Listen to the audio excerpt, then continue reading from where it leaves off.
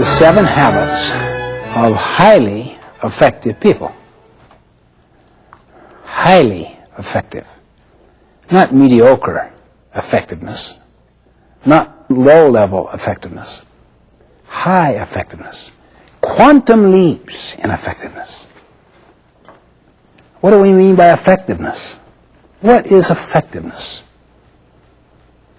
We could use the word success, but that word carries so much of the old social value connotation of having it all.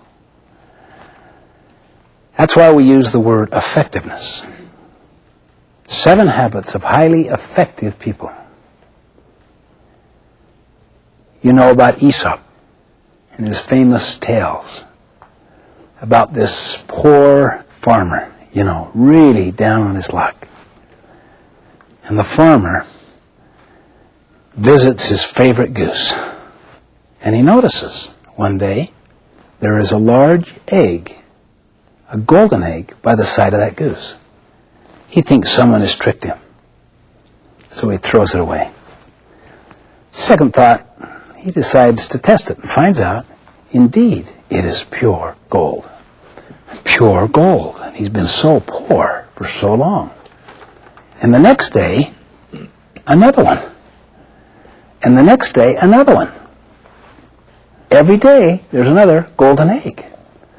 He becomes so wealthy, so fabulously wealthy, but he also becomes very impatient and very greedy. He wants them all. He wants them all now. So he kills that goose, reaches inside to get them all, and of course finds none.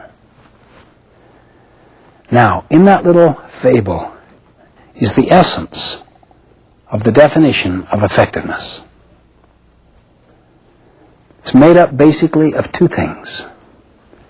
Getting what you want, and second, getting what you want in a way that enables you to get what you want again, and again, and again. We call it the PPC balance. P stands for production of desired results. PC stands for production capability. In other words, the capability of the asset to continue to produce the results. You can apply this to any field of human endeavor. Any field. How many here have had a PPC imbalance with regard to the way you take care of your physical assets? Your car, your lawnmower. How many sometimes just run that over and over and not properly maintain? How many have had that experience? Why? It takes time to give attention, time and money to attend to PC, production capability. And people who are in a rush and who want what they want now, they'll go ahead and just run that machine or that car with no thought to its maintenance. Really, no PC attention at all. Eventually, no more golden eggs. The goose dies. Let me ask you what you would do if you were in a situation inside a company. You're in charge of this machine. The machine is producing well. And you want to really impress those people upstairs with the way you can produce. And there's very quick upward mobility.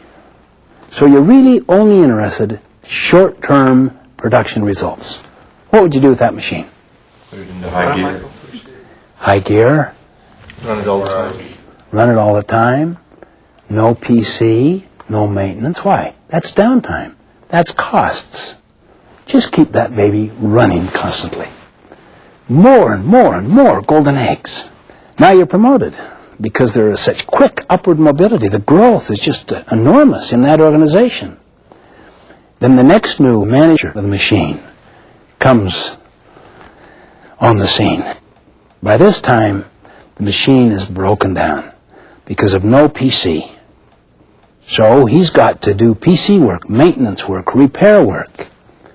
So his costs go like this, and his production goes like this. My cost went like this, and my production went like that. I wrote black ink, he wrote red ink.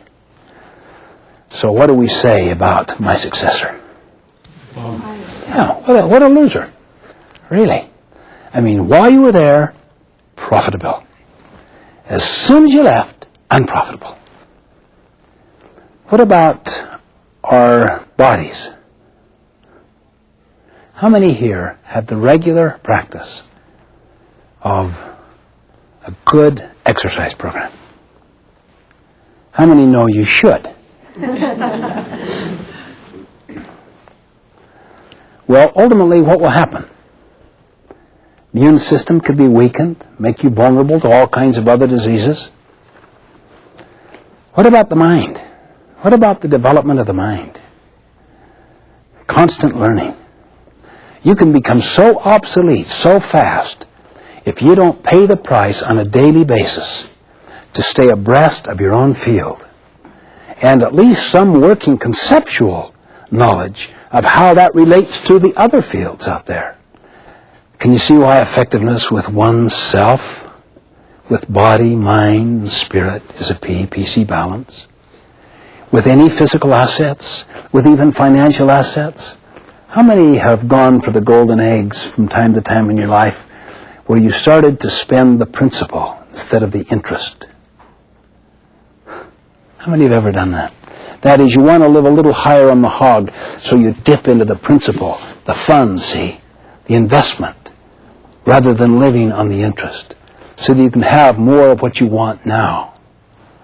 The whole idea of denying yourself, of subordinating it, of the discipline it takes to save before you spend, instead of to spend and then be forced to save. And that can then be a seedbed to other human interaction problems, or to in-law problems, or any other tender, sensitive areas. That's when you start to realize the goose has died, or is dying. It's sick. The same thing in a marriage relationship. You may have a situation like I saw a while back with the Young Presidents Organization and their families. Very successful person. Went from nothing to worth hundreds of millions of dollars and had a totally bankrupt family. And the question was asked, was this person truly successful? To use our language, effective? Well, in the business sense, maybe you'd say yes. But in the total sense, in terms of what really matters on one's deathbed, you'd probably say no. PC production capability was utterly neglected in the marriage or in the family. Can you see why effectiveness at home is a PC balance?